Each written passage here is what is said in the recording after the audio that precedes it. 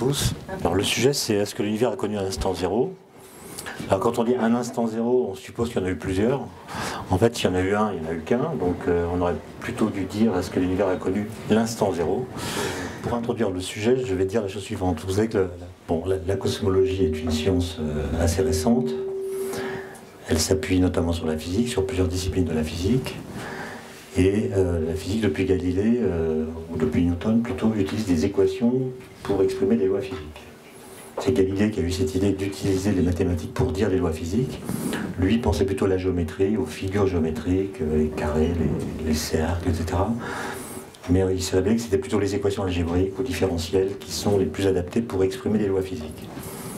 Et donc le langage naturel de la physique, c'est un formalisme très particulier qui est très différent du langage ordinaire. Ce qui n'empêche pas de parler de la physique dans le langage ordinaire. Et la question est de savoir s'il y a vraiment une bijection entre ce que dit la physique, ou ce qu'elle dirait si elle pouvait parler, parce qu'elle ne parle pas, et notre façon de la traduire dans le langage ordinaire. Et on peut assez facilement démontrer que, d'une façon générale, nous parlons assez mal de la physique. C'est-à-dire qu'elle s'appuie sur des lois qui, une fois qu'elles sont mises dans le langage courant, ont l'air de ressembler à ce que dit déjà le langage courant. Alors qu'en réalité, elles sont souvent en rupture avec le langage, ou en tout cas, ne sont pas dissibles dans les termes habituels du langage, parce que très souvent, les lois physiques contredisent nos intuitions, nos façons de parler, nos rhétoriques verbales, etc. Et donc, je vais me poser la question de savoir si nous parlons bien aujourd'hui du Big Bang. C'est-à-dire, est-ce que notre façon de le dire aujourd'hui est conforme à ce que nous savons, ou bien est-ce que nous continuons à parler de lui comme on en parlait dans les années 50, date à laquelle l'expression Big Bang a été inventée. Si vous réfléchissez aux lois physiques que vous connaissez, y compris les plus anciennes, celles de la mécanique de Newton par exemple, vous vous rendez compte que leur énoncé nous est parfaitement familier, et en réalité ce qu'elles disent est en apparence absurde. Toutes les lois physiques, les plus simples, elles disent en fait toujours le contraire de ce que nous observons. En général, on dit que la physique, c'est une sténographie de la réalité. Elle est là pour nous aider à décrire de façon condensée, grâce à un langage synthétique, les phénomènes que nous observons autour de nous. Et en réalité, quand on écoute l'énoncé des lois physiques, y compris les plus élémentaires, et qu'on les entend la première fois, elles semblent absurdes parce que contradictoires avec l'observation. Je vous donne deux exemples très anciens, des premières lois physiques en fait qui n'aient jamais été énoncées, au sens de la physique moderne. Je ne parle pas des lois d'Aristote qui sont toutes fausses. Je parle des vraies lois physiques. Par exemple, le principe d'inertie, qui est l'un des trois principes fondateurs de la mécanique, énoncé par Galilée. Il n'en fait pas une loi universelle, mais il en fait quand même une loi physique. Et ce principe d'inertie qu'on a tous appris à l'école dit qu'un corps qui n'est soumis à aucune force a un mouvement rectiligne et uniforme. Ce mouvement se prolonge indéfiniment dans la même direction avec une vitesse constante. Qui a jamais vu un mouvement inertiel? Personne. C'est-à-dire que tous les mouvements que nous observons s'amortissent. Si vous cessez d'appuyer sur la pédale de l'accélérateur de votre voiture ou de votre moto, elle s'arrête. Et donc pour qu'un corps se déplace, il faut exercer sur lui une force. Et donc ce que nous montre l'expérience courante, c'est que la force, en gros, est proportionnelle à la vitesse. F égale mv, si vous préférez. Si vous annulez la force, vous finissez par annuler la vitesse. Or, le principe d'inertie dit non. Si vous annulez la force, la vitesse est constante. On n'a jamais vu ça. Autrement dit, la physique commence par inventer l'idéal d'un mouvement inertiel que personne n'a jamais observé, et qui sert de principe fondamental pour expliquer les mouvements observés, qui s'amortissent tous. Autrement dit, c'est grâce à l'idéal d'un mouvement qui ne s'amortit pas qu'on comprend l'amortissement des corps. Deuxième exemple, qui chronologiquement est le premier, c'est la chute des corps. Si vous faites tomber des corps plus ou moins lourds, vous voyez d'expérience que les corps lourds tombent plus vite que les corps légers. Aristote l'avait vu, d'autres avant lui l'avaient vu. Je pense que tout le monde sur la Terre a vu qu'une boule de pétanque tombe plus vite qu'une balle de tennis. Du coup, on énonce une loi de la chute des corps, c'est d'Aristote. qui est enseignée pendant des siècles, que personne ne conteste parce qu'elle est justement précisément conforme à l'observation. Et cette loi dit qu'un corps tombe d'autant plus vite que sa masse est plus élevée. D'accord ? Le problème, et c'est la question que pose Galilée en 1604, le problème n'est pas de savoir si cette loi est conforme à l'observation, puisqu'elle l'est.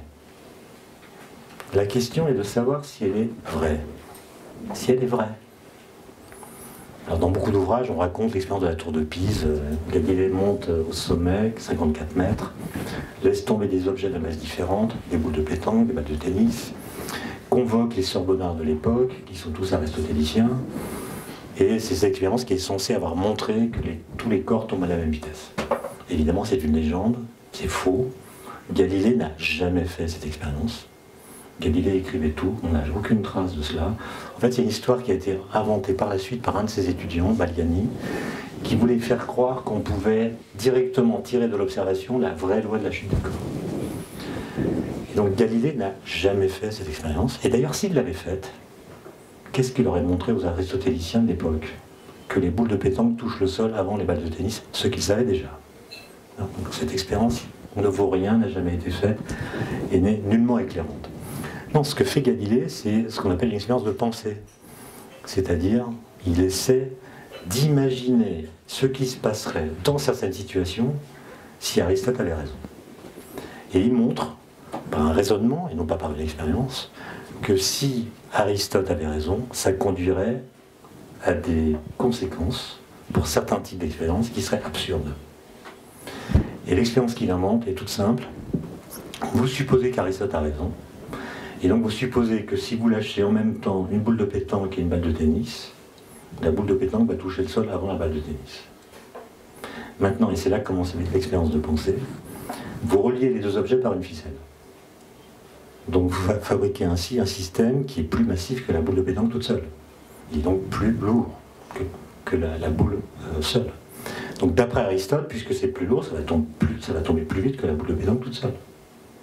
Mais en même temps, pendant la chute, la balle de tennis, qui est moins lourde et qui tombe donc moins vite, va tendre la corde et faire parachute.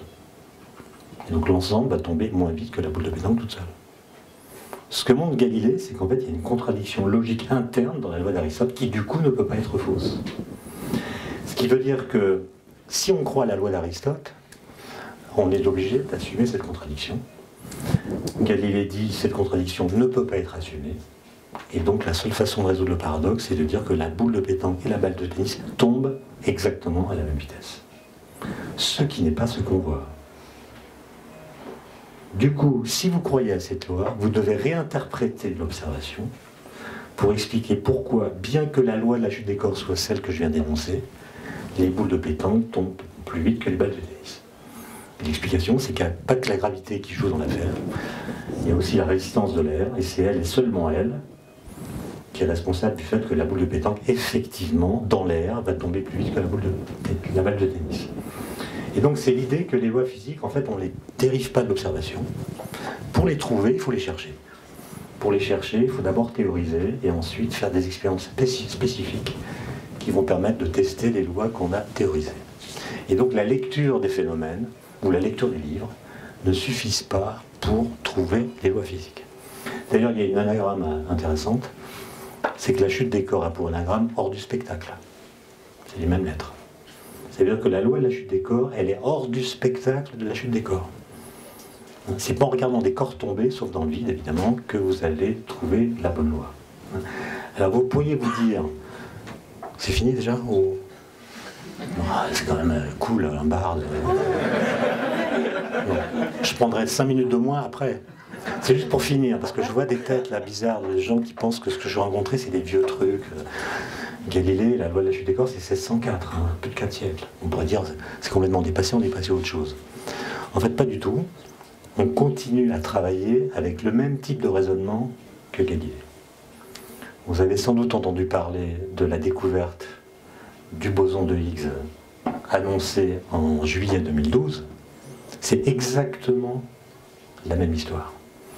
C'est-à-dire que la distance épistémologique entre Galilée et ce qui nous a permis de trouver le boson de Higgs est égale à l'épaisseur d'une feuille de papier. Bon, vous savez qu'il y a plusieurs interactions fondamentales en physique, il y en a 4. j'en reparlerai plus tard. Et dans les années 60, les gens ont eu l'idée de les décrire en les associant à des groupes de symétrie mathématiques, à l'exception de la gravitation, qui est une force tellement faible qu'on peut la négliger au niveau des particules. Et donc l'idée, c'est ce qu'on appelle les théories de jauge, c'est d'associer un groupe de symétrie à chacune des interactions. Par exemple, l'électromagnétisme, un groupe de symétrie qui est le groupe des nombres complexes de module 1, groupe U de 1. Et une fois que vous avez choisi ce groupe, le fait de l'insérer dans la logique d'une théorie de jauge permet de définir complètement la structure de l'interaction électromagnétique. Et donc si vous avez choisi le bon groupe, eh bien la structure de l'interaction est fixée. Ensuite vous voyez si c'est la bonne ou pas, si c'est pas la bonne vous changez de groupe, si c'est la bonne vous gardez le groupe. Et il se trouve qu'on a pu étendre cette logique-là aux deux autres interactions qui sont des interactions nucléaires, la faible et la forte, et on a trouvé les groupes de symétrie de chacune d'elles. SU2, SU3 pour ceux qui connaissent. Et il se trouve qu'une fois qu'on décrit les interactions dans ce cadre mathématique qui est le même pour toutes les interactions, on a un outil qui permet de prédire les résultats de toutes les expériences qu'on peut faire auprès des collisionneurs de particules, ou à l'époque plutôt des accélérateurs de particules. On envoyait des faisceaux sur des cibles, en Europe, en Russie, aux États-Unis. Et toutes les expériences qui étaient faites donnaient des résultats qui étaient interprétables dans le cadre du modèle standard basé sur ces trois groupes de symétrie. Et puis un jour, il y a des types qui se sont dit, mais finalement, si on suppose que le modèle standard est juste, qu'est-ce qu'il implique vraiment? Certes, il est conforme aux observations, aux mesures, etc. Mais qu'est-ce qu'il veut dire fondamentalement à propos des particules, et notamment de leur masse? Et on découvre, c'est d'ailleurs un calcul assez simple, que si le modèle standard est vrai, alors les masses des particules élémentaires doivent être nulles. Toutes nulles. L'électron doit avoir une masse nulle, les quarks dont on ne parlait pas à l'époque devraient avoir une masse nulle, ce qui n'est pas le cas. Donc il y avait une contradiction entre les lois et les mesures. Évidemment, la plupart des physiciens ont dit bah, que les lois sont fausses. En physique, les faits sont premiers, donc s'il y a une contradiction entre les faits et la théorie, c'est la théorie qu'il faut changer. Et puis il y a trois jeunes gars qui se sont dit non, il faut se souvenir de Galilée. Le pari de la physique, c'est qu'on peut expliquer le réel par l'impossible. C'est-à-dire on peut expliquer ce qu'on observe par des lois qui contredisent ce qu'on observe. Et donc ces trois jeunes gens, qui s'appellent Peter Higgs, Robert Brout et François Englert, ils ont la trentaine à l'époque, même moins de 30 ans, publient deux papiers. Enfin, Brout et Englert publient un papier ensemble, et Higgs en avait publié un peu avant, une page et demie de calcul, dans lequel ils disent « il se peut que les équations aient raison ». C'est-à-dire il se peut que les particules élémentaires aient une masse nulle. Mais nous, les physiciens, depuis Newton, nous nous trompons sur ce qu'on appelle la masse. Au lieu de considérer que la masse est une propriété intrinsèque des particules élémentaires, pourquoi ne pas imaginer que la masse est une propriété secondaire qu'elles acquièrent du fait de leur interaction avec le vide, qui du coup n'est pas vide. Et donc ils imaginent que dans le vide il y a un champ quantique, on va appeler le champ de Higgs, avec lequel les particules sans masse interagissent, plus ou moins. Si elles interagissent très fortement, elles seront freinées et on dira qu'elles ont une masse non nulle. Si elles n'interagissent pas, on dira qu'elles ont une masse nulle et qu'elles vont à la vitesse de la lumière. Ce champ, on a postulé son existence en 1964. Comme il est quantique, il y a des quantas qui sont associés, on les appelle les bosons de Higgs. Et on a trouvé, 48 ans plus tard, le boson de Higgs au CERN. Ce qui change complètement notre façon de comprendre la masse. Donc c'est juste pour dire que c'est juste la même idée que Galilée. Galilée dit tous les corps tombent à la même vitesse, mais c'est l'interaction qu'ils ont avec l'environnement, en l'occurrence l'air, qui crée une différence de vitesse effective entre les objets lourds et les objets moins lourds. Le modèle standard dit toutes les particules élémentaires ont une masse nulle, mais c'est les différentes interactions qu'elles ont avec le vide qui n'est pas vide, donc leur environnement en fait, qui créent des différences masses que nous observons. C'est exactement le même raisonnement. Alors avant de parler de l'origine de l'univers, je voudrais vous parler de l'origine de choses qui sont dans l'univers. Parce qu'au XXe siècle, on a compris que la plupart des objets physiques qui sont dans l'univers avaient une histoire, c'est-à-dire qu'ils n'ont pas toujours été là, et donc ils sont apparus au terme de processus qu'on a pu identifier. Alors je vais vous donner un exemple qui est l'exemple des atomes. Bon, les atomes existent, ils constituent la matière ordinaire, ils sont dans les étoiles, ils sont dans nos corps, et on sait que dans un passé très lointain, l'univers était tel que sa température, par exemple, ou sa densité d'énergie était si élevée que les atomes ne pouvaient pas exister.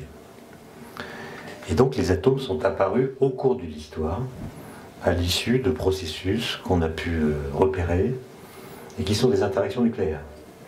Dans l'univers primordial, disons, il y avait des protons, des neutrons, qui subissaient des chocs, et au gré de ces chocs, on a pu constituer des noyaux légers, comme le deutérium, comme le lithium, comme l'hélium, qui sont le résultat de processus d'interaction entre protons et neutrons qui agrègent ces différents éléments dans des noyaux de plus en plus lourds.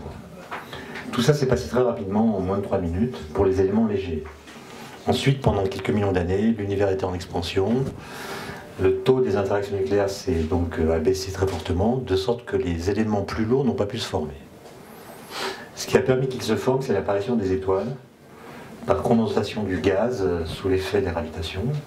Donc les étoiles se sont allumées. Les étoiles, elles brûlent de l'hydrogène, elles créent des réactions de fusion qui permettent l'agrégation de protons et de neutrons en plus grand nombre.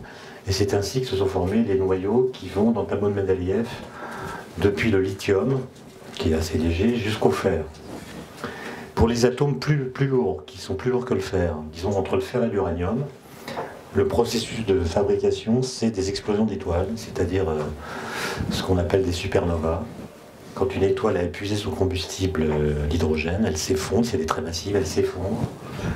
C'est très violent, ça provoque l'émission de neutrons très intenses, qui vont, par capture par des noyaux de fer, engendrer tous les noyaux plus lourds que le fer jusqu'à l'uranium. En fait, quand un neutron est capturé, par radioactivité bêta, il devient un proton, et donc dans le tableau de Mendeleïev, on gagne un cran, on va de l'élément N à l'élément N plus 1 jusqu'à l'uranium. Bon. Et donc on a pu identifier ce qu'on appelle l'origine des atomes. Mais vous voyez que l'origine des atomes, dans ce cas-là, c'est l'ensemble des processus qui ont précédé l'apparition des atomes. Et donc dans notre vocabulaire, le mot origine veut dire achèvement. Décrire l'origine des atomes, c'est décrire l'ensemble des processus antérieurs aux atomes, dont les atomes sont l'achèvement. Donc origine veut dire conclusion, à rebours du sens que le mot a dans le langage courant. Et vous voyez que tout de suite on tombe sur un problème, en fait 2 problèmes. Le premier problème, c'est si vous vous intéressez à l'origine de l'univers, et si vous pensez l'origine comme l'achèvement qui a conduit à l'apparition de l'univers, de quoi l'univers pourrait-il être l'achèvement? Si à penser l'origine de l'univers, c'est supposer que l'univers est le résultat ou même la fin d'une histoire précédente.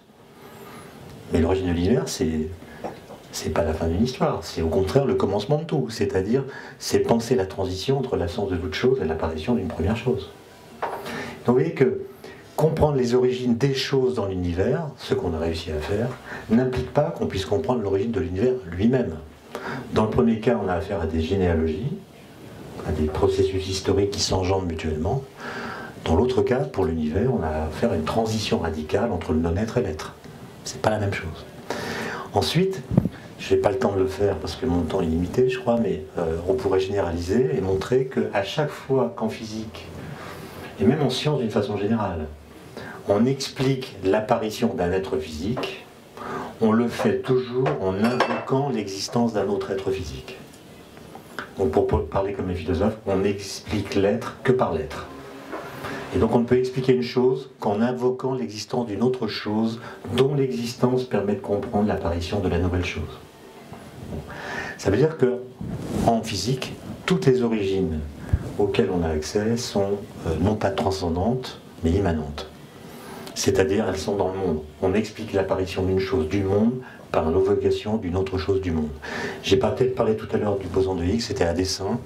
On comprend l'origine de la masse, qui est une propriété physique, par l'invocation d'une autre entité physique qui est le champ de Higgs. Donc là encore, on explique l'être que par l'être.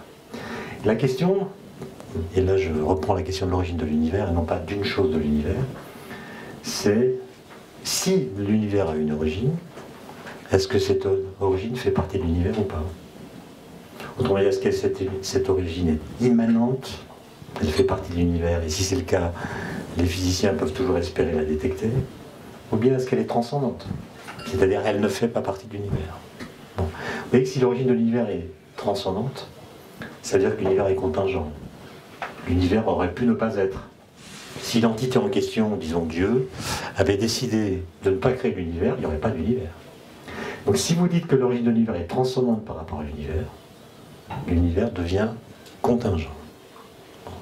Il verrait que cette question se retrouve à propos de la question du statut des lois physiques. Parce que beaucoup de physiciens parlent de l'origine de l'univers, ils le font toujours en invoquant l'existence de lois physiques. Mais si l'univers a une origine, c'est-à-dire s'il a été précédé par rien, quel était le statut des lois physiques qui ont permis de régimenter, en quelque sorte, le monde physique? Est-ce qu'elles étaient déjà là? Ou est-ce qu'elles sont apparues au cours de l'histoire? Autrement dit, est-ce que les lois physiques sont transcendantes? Ou est-ce qu'elles sont immanentes? Ça, c'est une question métaphysique à laquelle, je pense, on ne répondra jamais. Mais il faut l'avoir en tête parce que, quand on parle en tant que physicien de l'origine de l'univers, on invoque toujours des lois sans jamais apprécier leur statut. Est-ce qu'elles sont de l'univers ou est-ce qu'elles sont hors de l'univers? Et si elles sont hors de l'univers, comment s'appliquent-elles dans l'univers? Par exemple, comment est-ce que deux électrons savent qu'ils doivent se repousser par la force électrique? Prenez les deux premiers électrons. Si l'univers a une origine, il y a eu un moment où il n'y a pas d'électrons. Les deux premiers, ils se repoussent. Ça, je le sais parce que je suis allé à l'école. Mais les deux premiers électrons, ils ne sont pas allés à l'école. Donc comment est-ce qu'ils savent qu'ils doivent se repousser? Est-ce que c'est une loi qui est encodée dans leur structure même? Est-ce qu'elle est encodée dans l'univers? Est-ce qu'ils obéissent à des ordres? Est-ce qu'ils lisent une loi qui est écrite sur le tableau noir? Ou est-ce que dans une ébauche de démocratie participative, ils négocient avec l'univers? En disant, voilà, on a des charges électriques négatives tous les deux, qu'est-ce que tu veux qu'on fasse? On se repousse. Vous rigolez, mais en fait, on ne sait pas. On ne sait pas comment ça s'est passé. Maintenant, le sujet proprement dit. Vous voyez que dans beaucoup de cultures, mais pas dans toutes, contrairement à ce qu'on lit parti, on dit toutes les cultures se sont interrogées sur l'origine de l'univers, dans toutes les cultures on trouve des cosmogonies, c'est faux. Il existe des cultures dans lesquelles il n'y a pas de récit des origines. Ce n'est pas une question obligatoire. On n'est pas obligé, dès lors qu'on a un intellect, de se poser la question de l'origine de l'univers. Par exemple, il n'y a pas de cosmogonie chinoise. Tout simplement parce que la notion de néant n'existe pas en Chine. Et donc pour les Chinois, il y a toujours eu quelque chose, une suite de processus, de sorte que l'univers n'a pas d'origine. Car je le rappelle, penser l'origine de l'univers, c'est penser d'abord l'absence de l'univers. C'est penser la transition entre l'absence totale d'univers, c'est-à-dire il n'y a rien, et l'apparition d'une première chose. Alors ça veut dire que c'est penser la transition entre néant et l'être.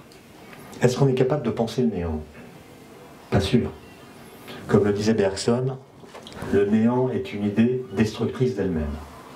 C'est-à-dire que dès que vous pensez au néant, fermez les yeux, vous imaginez ce qu'est le néant, vous en faites immédiatement quelque chose qu'il ne peut pas être puisqu'il est néant. Autrement dit, le penser, c'est l'ontologiser, ce qui ne peut pas se produire dès lors que le néant n'est rien. Et donc, Bergson fait cette remarque intéressante, qui est que penser le rien n'est jamais penser à rien. Et donc, le néant est une idée qui se détruit dès qu'on la pense. Et donc, la seule façon de penser le néant, c'est de ne pas le penser. Donc, je ferme cette petite parenthèse, et j'en viens à la physique. Dans beaucoup d'ouvrages, vous lirez qu'il a fallu attendre le XXe siècle pour qu'on montre que l'univers avait une histoire. Évidemment, c'est faux. Il y a toutes sortes d'ailleurs les cosmogonies. Toutes les cosmogonies racontent l'histoire de l'univers. Donc on raconte des histoires de l'univers depuis toujours, en tout cas dans beaucoup de cultures. Et même en physique, Kant a écrit un traité théorie du ciel dans lequel il explique comment le système solaire, c'est-à-dire l'univers pour lui, est apparu sous l'effet de la gravitation qui a condensé des nébuleuses. Donc depuis très longtemps, on raconte avec des arguments de physique que l'univers a eu une histoire. Et même au XIXe siècle, quand on a mis sur pied une nouvelle science qui s'appelle la thermodynamique, les gens ont appliqué le deuxième principe de la thermo à l'univers et prédit la mort thermique de l'univers. C'était un processus historique concernant l'univers. Et donc, depuis plusieurs siècles, des gens écrivent « l'univers a une histoire ». Simplement, et c'est ça qui donne un peu de crédit au manuel qui répète l'erreur que j'ai citée tout à l'heure, quand un physicien du XXe siècle dit l'univers a une histoire, il ne dit pas exactement la même chose qu'un physicien du XIXe siècle qui dit l'univers a une histoire. Pourquoi? Parce qu'un physicien du XIXe siècle, quand il parle de l'univers, il parle de l'enveloppe abstraite qui englobe tous les objets physiques. Et donc quand il parle de l'histoire de l'univers, il parle en fait de l'histoire des objets qui sont dans l'univers. Alors que quand un physicien du XXe siècle dit la même chose, il parle de l'univers en tant que tel, et non pas réduit aux objets qui le constituent. Et ce qui permet cette transition, qui change le sens de la phrase, c'est le fait qu'il y a exactement un siècle, un type qui s'appelle Albert Einstein a écrit, après 10 ans de travail, 8 ans de travail, une nouvelle théorie de la gravitation qui s'appelle la relativité générale, dont on va donc fêter le centenaire, le premier centenaire l'année prochaine. Théorie absolument géniale qui change tout à propos de la gravitation. Je n'ai pas le temps d'en dire plus, si ce n'est préciser que pour la première fois, grâce à cette théorie, on dispose d'un formalisme qui permet de considérer l'univers comme un objet physique. L'univers n'est plus l'enveloppe qui contient les objets physiques, il devient lui-même un objet physique. Physique, pardon, c'est-à-dire un objet qui a des propriétés globales qui ne sont pas réductibles à des propriétés locales. Par exemple, vous avez peut-être entendu parler de la courbure de l'espace-temps. Mais la courbure de l'espace-temps, c'est une propriété de l'univers. Ce n'est pas une propriété de quelque chose dans l'univers. Et donc on a un formalisme grâce auquel l'univers peut être décrit comme étant lui-même un objet physique. Einstein, lui, pensait que l'univers était statique. Mais il pensait que l'univers n'avait pas d'histoire, ce qui avait créé une certaine confusion sur laquelle on pourra revenir s'il y a des questions. Mais il y a un autre phénomène qui va permettre à l'histoire d'avancer, c'est le fait que des théoriciens, en fait deux essentiellement, l'un qui s'appelle Friedman, qui est russe, l'autre qui s'appelle Lemaitre, qui est un chanoine, un belge, font des calculs à partir des équations d'Einstein et montrent qu'il n'y a pas de solution statique des équations d'Einstein.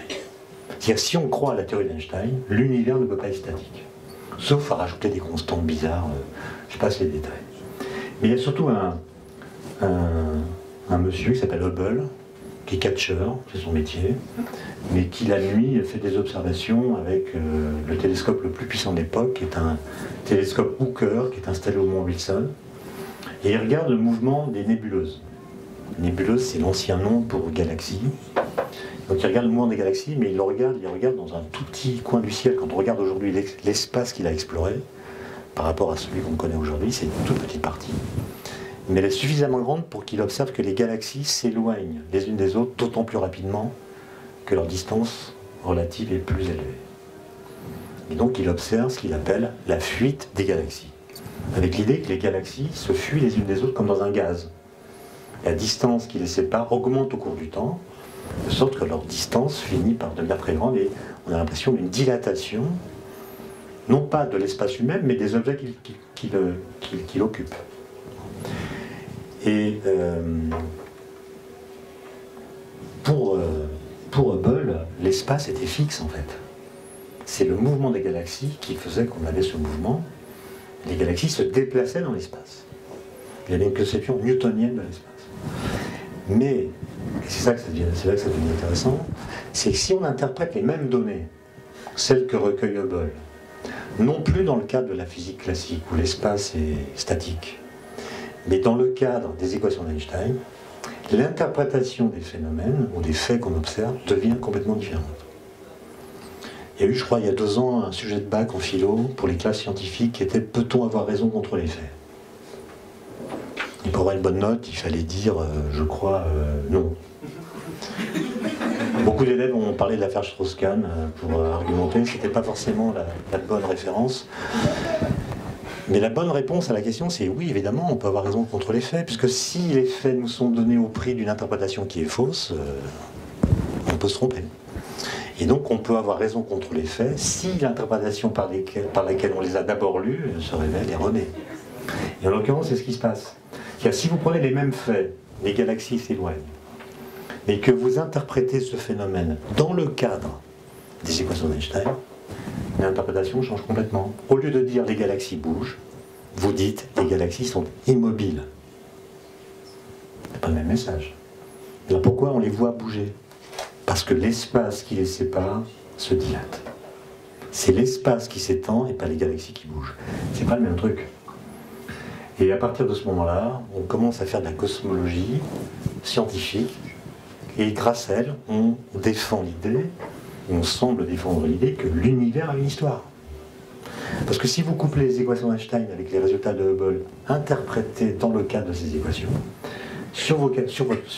par vos calculs sur le papier, vous avez un univers observable qui, quand vous extrapolez vers le passé, devient de plus en plus petit, de plus en plus dense, et on comprendra un peu plus tard, de plus en plus chaud. Il faut qu'il soit plus chaud pour permettre la formation des atomes dont j'ai parlé tout à l'heure. Pour qu'une étoile fasse des atomes plus lourds, il faut des températures très élevées. Donc dans le passé, l'univers observable était plus petit, plus dense, plus énergétique, etc. Et quand vous extrapolez aussi loin que possible avec la même équation, vous aboutissez à un univers qui devient ponctuel. Alors, ponctuel, ça ne veut pas dire qu'il arrive à l'heure. Contrairement à ce que les étudiants croient parfois, ça veut dire qu'il a un volume nul, comme un point. Il a un volume nul, et il a une température infinie, et il a une densité infinie. C'est ce qu'on appelle une singularité, et en l'occurrence, on l'a appelé la singularité initiale, puisqu'on lui a associé un instant zéro. Et à partir de 1949, les gens ont un modèle, comme ça, qu'on appelle le modèle d'évolution dynamique de l'univers, dans lequel on traduit cette évolution à partir d'un instant zéro associé à une température infinie, et associé mathématiquement à une singularité, et puis on peut retracer toute l'histoire, la formation des atomes, jusqu'à l'univers d'aujourd'hui. Un astrophysicien anglais qui s'appelle Fred Hoyle, qui est invité à la BBC en 1949, raconte ce modèle, et pour s'en moquer, parce qu'il n'y croyait pas, dit c'est comme un Big Bang. Et donc il commence à penser cet instant zéro auquel il ne croit pas comme une gigantesque explosion qui aurait engendré tout ce qui existe, c'est-à-dire la matière, l'espace, le temps, l'énergie, le rayonnement, etc. Et comme nous sommes dans une culture qui promeut l'idée que l'univers a été créé, il y a eu un amalgame entre le Big Bang et le Fiat Lux. Car le Big Bang, c'est la création de l'univers. Avec évidemment l'apparition d'une zone de concurrence ou même de conflit entre la science et la religion, qui constitue d'ailleurs une querelle toujours actuelle. On raconte que quand Stephen Hawking a rencontré Jean-Paul II au Vatican, je crois que c'était en 92, à une époque où l'un et l'autre pouvaient encore parler, non, mais c'est... Non, c'est vrai, après ils ne pouvaient plus vraiment communiquer. La discussion s'est terminée par les mots suivants. Jean-Paul II a dit à Stephen Hawking, monsieur l'astrophysicien, nous sommes bien d'accord, ce qu'il y a après le Big Bang, c'est pour vous, ce qu'il y a avant, c'est pour nous. C'est-à-dire une séparation entre l'immanence et la transcendance. D'accord, un peu comme... Donc tout ça est très intéressant, c'est-à-dire toutes les questions métaphysiques qui sont enclenchées par cette image du Big Bang sont pertinentes. Qu'est-ce qu'il y avait avant? Qu'est-ce qui a fait office d'allumette cosmique? Et Dieu dans tout ça, etc. sont des questions intéressantes. La question est de savoir si ce ne sont pas des questions prématurées. Et c'est ça que je voudrais expliquer en 5 minutes, puisque le message que je voudrais transmettre, c'est que notre façon de parler du Big Bang aujourd'hui, qui correspond à ce que je viens de raconter, et nous parlons du Big Bang aujourd'hui comme on en parlait il y a 50 ans. La question, est-ce que nos connaissances en physique aujourd'hui n'ont pas évolué d'une façon telle qu'elles rendent caduque cette façon de parler? Et la réponse, évidemment, c'est oui. Pour une raison très simple, que d'ailleurs vous pouvez comprendre à partir des quelques éléments que je vous ai donnés. Je vous ai dit, la relativité générale d'Einstein, qui est une théorie de la gravitation, est une théorie qui ne décrit que la gravitation. Et en effet, à grande échelle, l'univers il est dominé par la gravitation. C'est la force qui est la plus faible en termes d'intensité. C'est une force en fait nulle, quasiment nulle, mais elle est toujours attractive, et donc elle est cumulative. Ce qui fait que vous êtes assis sur vos chaises, c'est le fait que chacun des atomes de votre corps est attiré par chacun des atomes de la Terre. La force entre un atome de votre corps et un atome de la Terre, elle est nulle. La force d'attraction. Mais comme il y a beaucoup d'atomes dans la Terre, et il y en a beaucoup dans votre corps, la résultante fait votre poids. Votre poids, c'est la résultante de toutes ces interactions. Donc c'est une force qui est très faible, mais comme elle est cumulative, elle s'impose à grande échelle. Par exemple, si vous prenez un objet de taille quelconque, par exemple une table, et si vous le faites grossir, il y a un moment où la table ne pourra plus avoir la forme d'une table. Elle deviendra sphérique. Autrement dit, un objet gros ne peut être que sphérique. Oui. Je ne sais pas ce qui vous fait rire là-dedans. Les objets à notre échelle, par une table ou n'importe quel objet de taille analogue à notre propre taille, peuvent avoir n'importe quelle forme.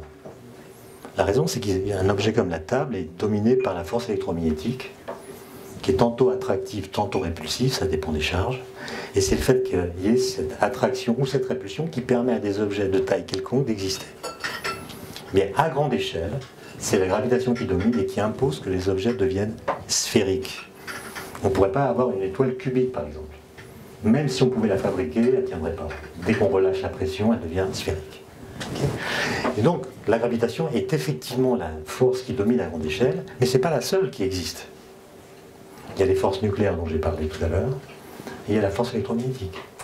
Et donc, quand vous faites votre calcul là, vers le passé, il y a un moment où l'énergie des particules est tellement élevée, parce que je vous rappelle que la température augmente, l'énergie augmente, l'énergie des particules est tellement élevée que vous ne pouvez plus considérer qu'elles sont simplement soumises à la gravitation.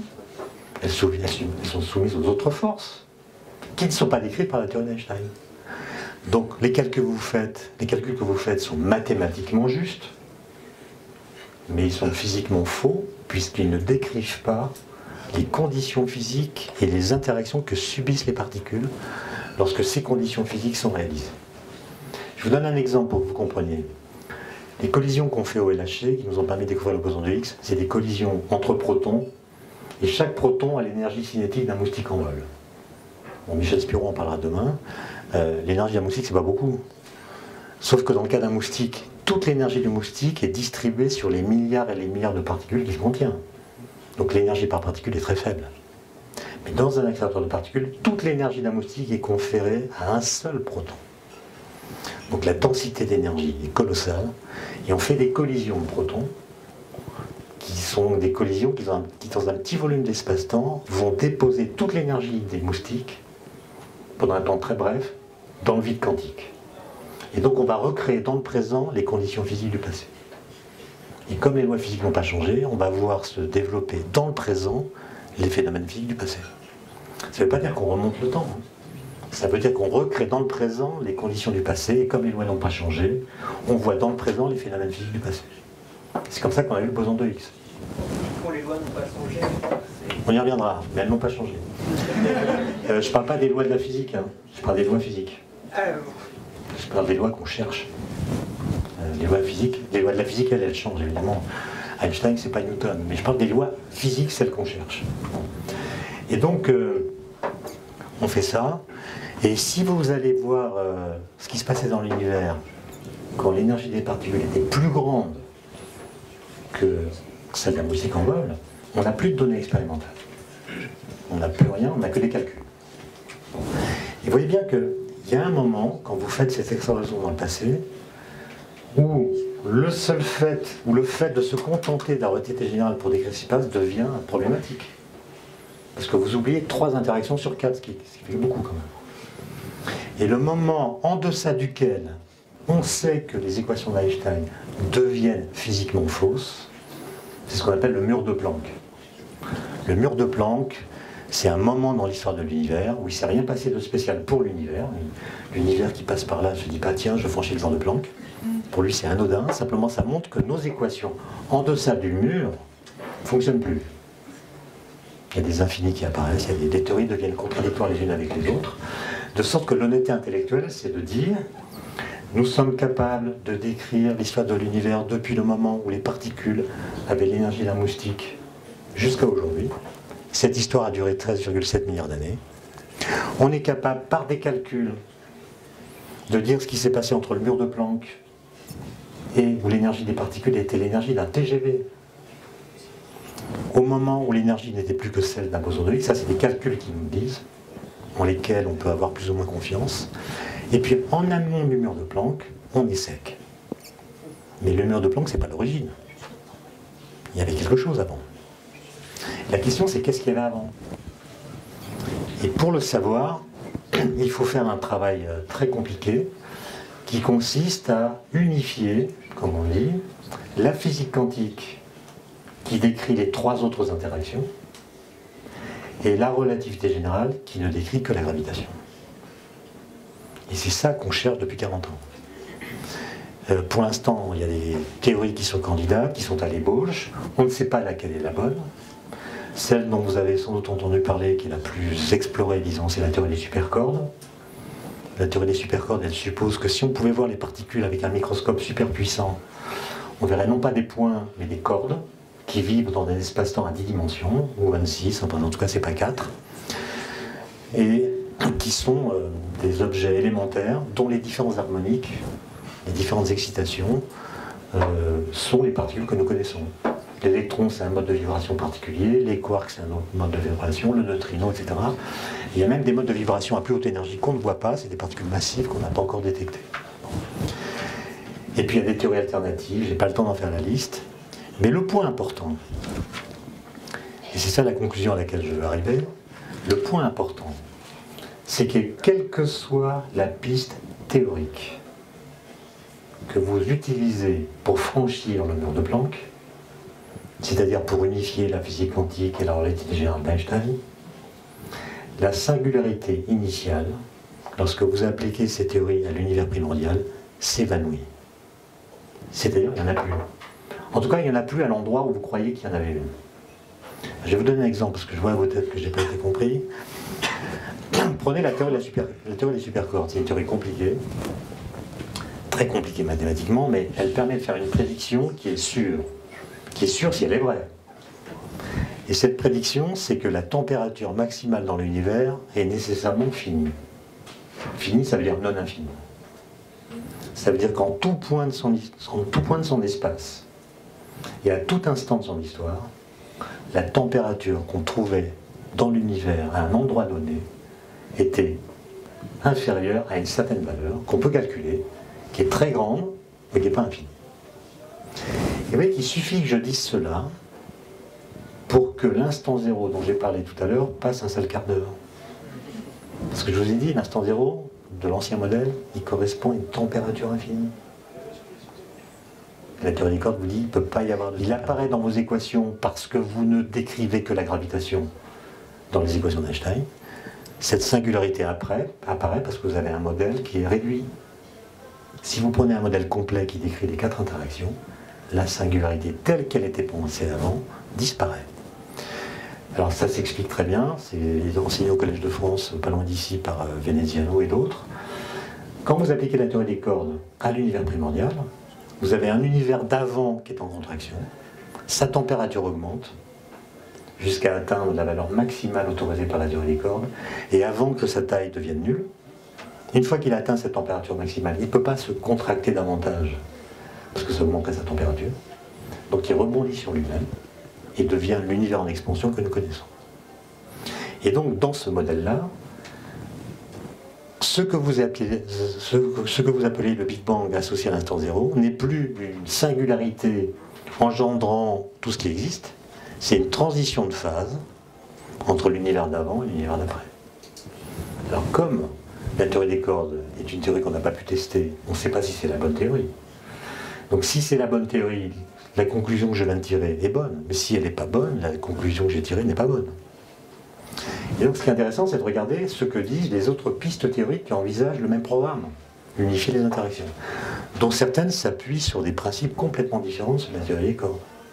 Et le point commun entre toutes ces pistes, quelles qu'elles soient, c'est trop long à expliquer, mais c'est expliqué dans le livre, disons, c'est que toutes, quelles que soient les hypothèses sur lesquelles elles s'appuient, lorsqu'elles s'intéressent à une situation dans laquelle on est obligé de marier la physique quantique et la relativité générale, toutes font disparaître la singularité.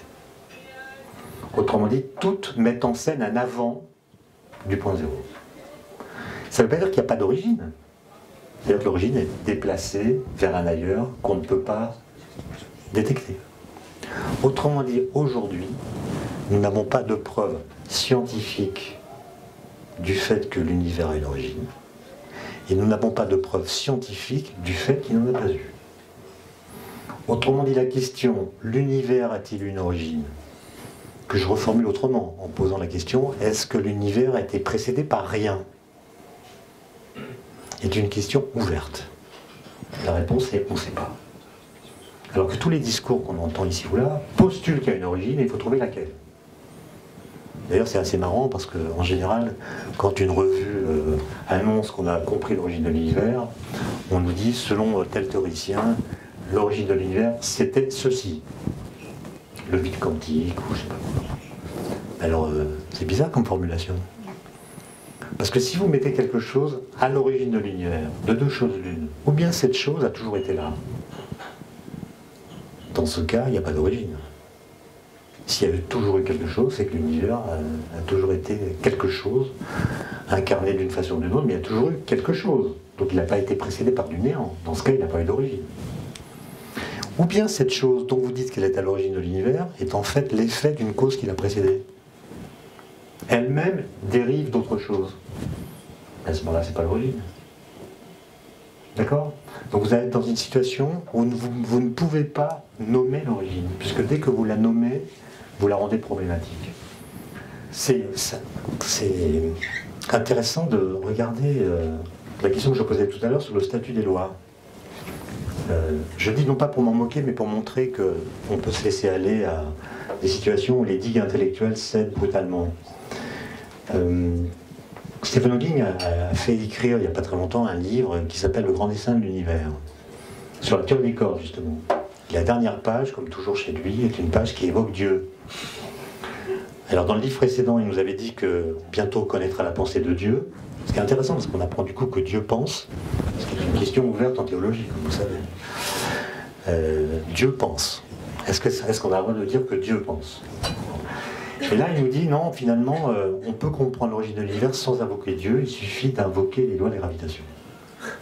Donc les lois de la gravitation, par leur seule présence, alors qu'il n'y a pas de matière, pas d'espace, pas de temps, pas d'énergie, ont suffi pour créer l'univers tel qu'il est, avec des êtres humains à l'intérieur. Vous voyez que c'est des situations un peu risibles. Parce que si vous dites que la gravitation a créé l'univers, la loi de gravitation, on ne sait pas très bien où elle est écrite, ni quel statut elle a. Si la loi de gravitation a créé l'univers, ça signifie que la gravitation, finalement, c'est Dieu si vous définissez Dieu comme étant le créateur de l'univers. Donc, Dieu, c'est la gravitation.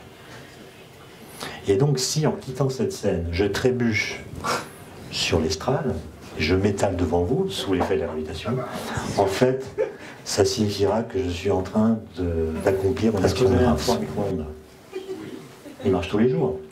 Oui, mais ça, c'est sur une échelle de temps. D'accord. Mais si vous regardez une étoile très lointaine, vous pouvez mesurer la lumière qu'elle nous envoie et voir qu'elle est émise par les mêmes atomes selon les mêmes lois physiques que les atomes qui sont sur Terre. Donc si vous regardez une étoile qui a 12 milliards d'années-lumière, le fait qu'il y ait ce fait que je viens d'évoquer montre que les lois physiques il y a 12 milliards d'années étaient comme aujourd'hui. Donc déjà sur 12 milliards d'années, vous êtes tranquille. Okay. Enfin, quand vous écrivez une loi de physique, n'importe laquelle, il y a le paramètre T dedans. Vous avez remarqué que T, dans les équations de la physique, ne dépend jamais de T. Eh oui. Oui. Quand vous écrivez une loi physique, T ne dépend pas de temps, ne dépend pas du temps. On peut même défendre l'idée que le temps, c'est la seule chose dans l'univers qui ne dépend pas du temps. C'est-à-dire, le temps en passant ne change pas sa façon d'être le temps. Et donc le fait que quand vous écrivez une loi de physique, vous ne soyez pas obligé de dire à quel instant vous l'écrivez, signifie que vous considérez qu'elle est invariante par translation du temps. Qu'elle était la même il y a 10 milliards d'années, ou il y a 12 milliards d'années, et qu'elle sera la même dans 15 milliards d'années. D'accord ? Maintenant, quelque chose d'encore plus profond, c'est que finalement le temps en physique, il apparaît comme le vecteur de l'invariance des lois. Il y a une physicienne allemande qui s'appelle Emmy Noether qui a démontré un théorème qui porte son nom, très important, théorème de Noether, qui montre que le fait de postuler que les lois physiques ne changent pas au cours du temps a comme conséquence la conservation de l'énergie. Donc le fait que l'énergie se conserve est une preuve indirecte de l'invariance des lois. Alors c'est un calcul assez compliqué, mais on peut faire la démonstration par l'absurde. C'est-à-dire on peut montrer que si les lois physiques dépendaient du temps, l'énergie ne serait pas conservée, au sens où on pourrait créer de l'énergie à partir de rien. Alors si je vous dis par exemple que on vient de découvrir que la loi de la gravité, la constante G Newton qui est dans la loi, est plus forte à minuit qu'à midi. Voilà, je vous apprends là, scoop, on vient de découvrir que G est une fonction qui oscille, qui est périodique, qui est plus forte à minuit qu'à midi. Qu'est-ce que vous faites? Et voilà. Quand il est midi, la gravité est faible. Je prends tous les objets massifs que je connais, qui sont à portée de main, je les monte au sommet de l'immeuble. Ce qui me coûte un certain travail. Mais là où je fais la sieste, j'attends minuit. À minuit, la gravité est plus forte, je les laisse tomber par terre. Et en les faisant tomber, je récupère plus d'énergie que celle dépensée pour les faire monter. Donc je crée de l'énergie à partir de rien. Je viole la conservation d'énergie. Or que je sache, ça n'est pas ce que vous faites. Donc vous croyez bien à la conservation d'énergie. C'est QFD. Oui, quand vous faites de l'astrophysique observationnelle, vous détectez la lumière qui vient des objets célestes. Et il y a un moment dans l'histoire du passé où vous ne pouvez plus rien voir en amont. C'est parce que pendant 400 millions d'années, non c'est 400 000 ans, l'univers était opaque à sa propre lumière. Et il y avait tellement de densité de particules que les photons, la lumière, dès qu'ils faisaient un pas, ils cartonnaient les particules et donc la lumière était piégée par la matière. Et grâce à l'expansion, il y a un moment où la température est tombée à 4000 degrés Kelvin. Là, les atomes d'hydrogène ont pu se former et les photons n'interagissent pas avec les atomes. Et donc la matière est devenue transparente. Ça s'est fait tout d'un coup et ça a été la libération de la lumière. Ce qu'on appelle le fond diffus-cosmologique, qui à l'époque avait 4000 ans, aujourd'hui il a 2,7 degrés, il est partout présent, on l'appelle aussi la lumière fossile. Or l'inflation cosmique, c'est l'idée que l'univers avant le mur de Planck a vu sa taille multipliée par 10 puissance 50 en 10-30 secondes. Il y a un truc assez sérieux, qui est une hypothèse qui avait été proposée par des théoriciens en 1980, justement pour rendre compte de deux faits d'observation qui sont bizarres. Le premier, c'est que l'univers est plat. Alors plat, ça ne veut pas dire plan, hein. Je n'ai pas dit qu'il était à 2 dimensions. Plat, ça veut dire sans courbure. Ça veut dire que si vous prenez 3 galaxies quelconques, elles forment un triangle dans l'espace, et si vous mesurez la somme des angles de ce triangle, vous trouvez 180 degrés, comme c'est le cas en géométrie euclidienne habituelle. Alors qu'en géométrie courbe, si vous tracez un triangle sur un ballon, par exemple, la somme des angles, c'est pas 180. Donc tout se passe comme si l'univers était plat dans une géométrie euclidienne. Pourquoi? La courbure, elle pourrait être négative, elle peut être positive, elle peut avoir n'importe quelle valeur. Pourquoi c'est pile zéro? Puis l'autre propriété, c'est le fait que l'univers est homogène. Quelle que soit la direction dans laquelle on regarde, on voit les mêmes choses. La lumière fossile est isotrope, etc. Et il y a des théoriciens en 80 qui ont émis l'hypothèse qu'il y avait cette inflation. Et cette inflation, elle permet de comprendre les deux choses qui semblent miraculeuses si on ne la met pas. Par exemple, la platitude. L'inflation, elle vous dit simplement que l'univers observable n'est qu'une toute petite partie de l'univers réel. Vous êtes comme à la surface d'un ballon, ou même à la surface de la Terre, disons, et localement, vous avez l'impression que l'espace qui vous entoure est plat. On a longtemps cru que la Terre était plate. Quand vous êtes à la surface d'un ballon, vous voyez autour de vous, vous avez l'impression qu'il n'y a pas de courbure. Et donc, l'hypothèse de l'inflation permet de comprendre que si l'univers est plat pour nous, c'est non pas parce qu'il est vraiment plat, c'est parce que l'univers qui nous est accessible, l'univers observable, est une toute petite partie, tellement petite que la courbure généralisée nous est masquée. Alors c'est une idée séduisante, mais elle a encore à démontrer, puisque il faut quand même avoir en tête une chose, c'est qu'au XXe siècle, on a fait en physique énormément de découvertes. Au début du XXe siècle, par exemple, on ne connaissait qu'une particule qui était l'électron. Une seule. Le proton, c'est 1911, le neutron, 1932, Après, il y a eu les muons et d'autres particules dans l'élément cosmique. Mais au moment où on met sur pied la physique quantique, dans les années 20, on ne connaît que deux particules. L'électron, le proton, pour les particules de matière, et le photon pour la lumière. C'est tout. Et c'est grâce à seulement ces particules-là qu'on fait la révolution quantique. Et on est toujours dedans. C'est-à-dire aujourd'hui, on a les quarks, les particules élémentaires en grand nombre, on a des interactions qui n'étaient pas connues à l'époque, les interactions nucléaires. Et malgré toutes ces découvertes, le socle de la physique quantique est inchangé. Pareil pour la relativité générale ou même restreinte, 1905, on est toujours dans le même cadre. Donc en physique, ça fait quand même plus d'un siècle, disons, plus d'un siècle pour les relativités et moins d'un siècle, mais presque un siècle pour la mécanique quantique, il n'y a pas eu de révolution. Alors qu'il y a des découvertes innombrables. Et quand vous avez des révolutions qui ne sont remises en cause par aucune des découvertes ultérieures, c'est que c'est du béton quand même. Regardez, quand on a mis sur pied la physique quantique, on avait accès à des résolutions spatiales de 10-10 mètres. Aujourd'hui, on a 9 ordres de grandeur plus petits, et c'est toujours la même physique. Donc c'est quand même du solide, si vous voulez. Quand la physique quantique a été mise sur pied, quand on a découvert ensuite les interactions nucléaires, beaucoup de physiciens ont dit c'est pas la peine qu'on s'occupe de l'interprétation de la physique quantique, on va trouver de nouvelles lois dans le noyau. Et en fait, non, c'était les mêmes. Si vous voulez, quand une théorie marche au point que même lorsqu'elle prédit des résultats absolument étonnants, ces résultats sont confirmés par l'expérience, je pense à la physique quantique, c'est pas un hasard. Ça ne veut pas dire que les théories décrivent la réalité. C'est pas ça que je dis. Mais au moins, elles la touchent. Je pense que les théories physiques touchent le réel physique. Sinon, vous devez imaginer que ça relève du miracle à chaque fois qu'il y a coïncidence entre un résultat expérimental et une théorie physique. Songez quand même que le boson de Higgs qu'on a découvert en 2012, c'est exactement le boson qu'il y avait dans les équations. C'est-à-dire la partie qu'on a découverte est exactement celle qu'on avait calculée. Donc soit vous dites c'est un coup de bol incroyable, soit vous dites les arguments qu'on a utilisés pour prédire son existence et pour le caractériser sont des arguments que la nature reconnaît comme les siens propres. D'accord ? Sinon, je pense que vous êtes obligé de croire au miracle en permanence. Le fait que les lasers fonctionnent, c'est un miracle. Le fait que... Non, si vous êtes littéraire, enfin, si certains en trouvent le son, souvent les littéraires ils pensent que la physique c'est une sorte de discours parallèle qui est plus rigoureux peut-être, mais qui n'a pas le monopole de la vérité. Soit. Mais sur les questions qui la préoccupent, la physique a une efficacité incroyable, presque miraculeuse pour le coup, tellement elle est incroyable.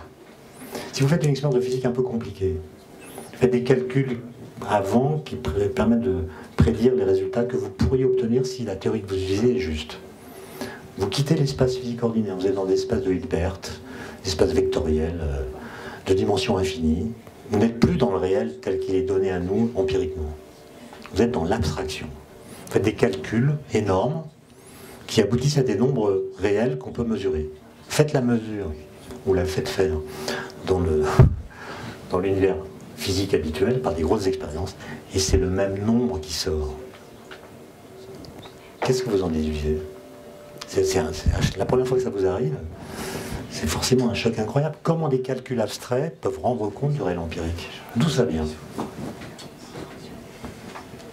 Ça, c'est une question très, très, très impressionnante. Et il faut l'interroger à la hauteur où elle se situe. C'est-à-dire que les mathématiques en physique, c'est pas simplement une façon de sténographier le réel et de l'exprimer de façon condensée. Les mathématiques en physique au XXe siècle ont agi comme un treuil ontologique. C'est-à-dire ont permis de prédire par des arguments mathématiques l'existence d'objets ayant une nature qu'on n'a jamais vue. Le photon, les neutrinos, le neutron, les quarks, les bosons intermédiaires, le boson de Higgs. Le boson de Higgs, c'est une particule qui est décrite par ce qu'on appelle un champ scalaire. La première fois qu'on voit un champ scalaire dans l'univers. Donc on découvre une nouvelle sorte d'objet. Et on l'a découverte parce qu'on l'avait calculée. Si on n'avait pas calculé, on ne l'aurait pas découverte. Donc ça, c'est impressionnant.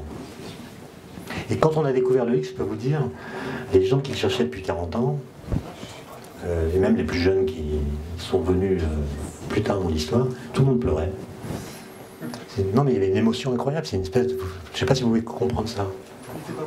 Quand une expérience donne un résultat conforme à ce qu'on a calculé.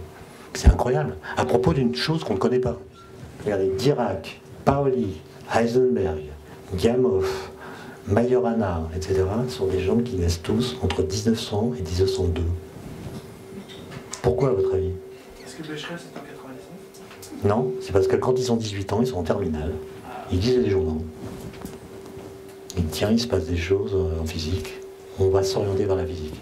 Alors que la physique est très peu enseignée, ils changent, ils apprennent en autodidacte la relativité générale. Et puis 5 ans après, il n'y a plus vraiment d'études à faire parce que c'est une théorie qui n'a pas d'application et ils vont vers la physique quantique pour comprendre l'atome et c'est eux qui la formulent. Les pères fondateurs de la physique quantique ont tous 25 ans au moment où ils font leur découverte. Et donc c'est un effet indirect de la promotion médiatique de la déviation des rayons lumineux pendant les éclipses du soleil.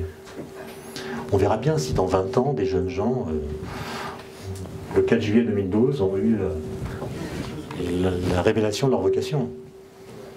Vous connaissez l'anagramme de l'accélérateur de particules? L'anagramme de l'accélérateur de particules, donc vous prenez les lettres, vous changez, ça donne éclipsera l'éclat du créateur. Et donc le boson de Higgs, la particule de Dieu? Non, bah non. Le vrai nom du boson de Higgs, c'est le boson scalaire. Le boson scalaire, ça fait bière sans alcool.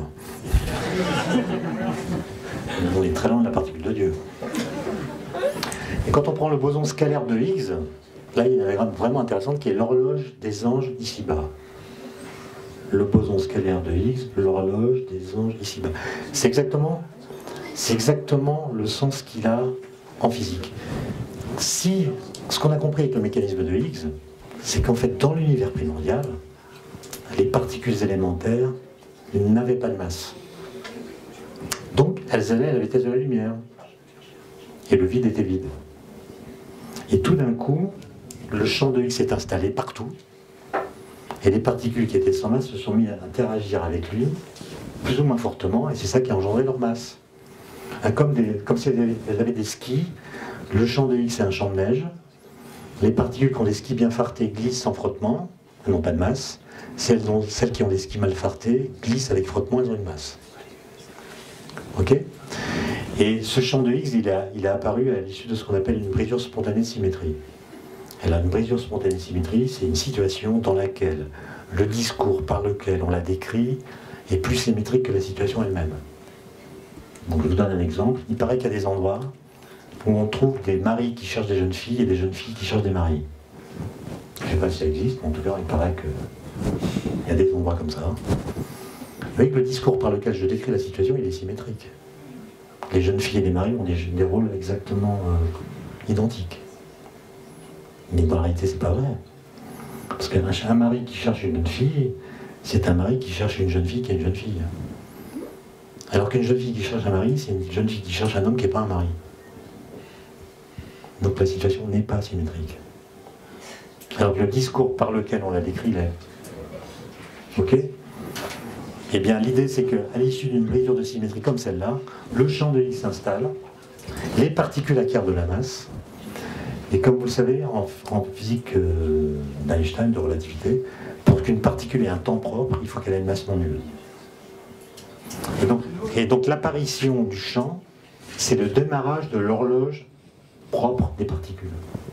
Avant, c'était une espèce d'ange sans masse, allant à la vitesse de la lumière, et dès que le champ de Higgs est là, ce sont des particules massives dont la vitesse est plus basse que celle de la lumière, et qui ont un temps.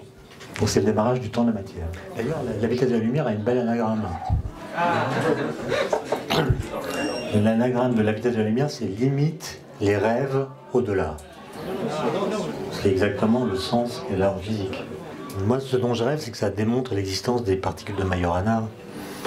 Majorana, c'est un physicien qui a disparu en 1938 et qui a fait une prédiction à propos de particules qui pourraient être leurs propres antiparticules et qui pourraient, et on le sait maintenant, constituer la matière noire. Donc, si le LHC ou la machine d'après pouvait voir ça, ce serait sympa. J'ai toujours pensé, d'ailleurs je pense toujours, que la physique, elle produit ce que d'aucuns appellent des découvertes philosophiques négatives. C'est-à-dire, elle ne vient pas répondre aux questions philosophiques, évidemment, mais à propos de certaines questions philosophiques, concernant par exemple le temps, la matière, etc., elles apportent des arguments qui viennent éclairer l'ensemble des réponses possibles. Et qui peut-être parfois même viennent détruire certaines réponses. Et donc, il faut entendre ça, c'est-à-dire, il faut voir en quoi certaines découvertes viennent modifier la façon dont on peut répondre à certaines questions très importantes. Par exemple, sur le temps, on peut être philosophe et étudier Heidegger et dire Heidegger a résolu la question du temps. Mais de temps en temps, il est sain de se dire, mais finalement, Einstein, il a fait la théorie de la relativité qui parle aussi du temps. Est-ce qu'il en parle de la même façon, pas de la même façon? Que diraient les équations d'Einstein si elles pouvaient parler? Est-ce qu'elles seraient d'accord avec Heidegger ou d'autres? Ça, c'est un travail intéressant. Donc moi, c'est ça qui m'a motivé. Et je pensais que toutes ces questions intéressaient tout le monde, en fait. Et je me suis... voilà. J'ai trompé. Et maintenant, je ne sais plus très bien quelles sont les méthodes pour... faire en sorte que les connaissances survivent dans le monde de croyances dans lequel on est. C'est-à-dire, je pense que les croyances vont l'emporter. Sur tous les sujets, parce que les connaissances sont trop difficiles. Et comme on a besoin de réponses, on va fabriquer les croyances qui répondent aux questions qu'on se pose d'une façon qui nous convient, sachant que l'ambition de nos cerveaux, ça n'est pas la connaissance ou la vérité. L'ambition de nos cerveaux, c'est le confort psychique. Donc, dans ce contexte cérébral, les croyances ont un bel avenir.